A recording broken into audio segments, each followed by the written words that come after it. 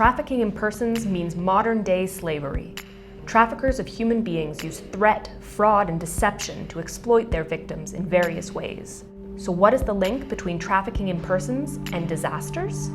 Right after a disaster, human displacement often rises, which enables the development of situations in which human trafficking networks can easily deceive, manipulate, and exploit those who are affected by the crisis.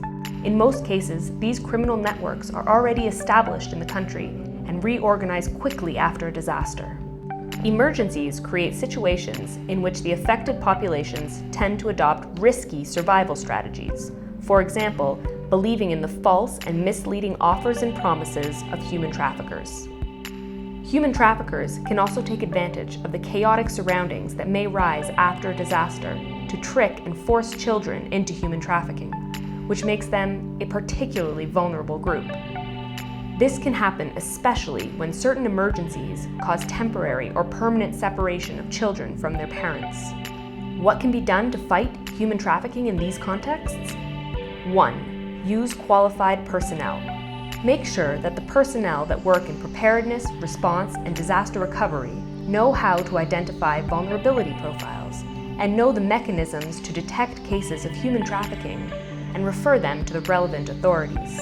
2. Develop information campaigns. Organize information, prevention, and awareness-raising campaigns for the affected population during emergencies, with messages on the risks of human trafficking and sexual violence, and direct lines to ask for help and information. 3. Ensure good management of camps and shelters. Temporary accommodations can foster the recruitment of human trafficking victims, and good management of the camps can help mitigate threats. It is important to separate the accommodations of unaccompanied and orphaned children from those of adults to guarantee safety for each group. 4. Create safety nets. Create empowerment and resilience in high-risk or impacted communities, and establish support networks for the exposed population, so that it is possible to prevent the rise of new episodes of human trafficking in the disaster recovery phase. Trafficking in persons in emergency contexts is a reality, and the application of these 4 key activities should be part of the strategies to prevent and address it comprehensively.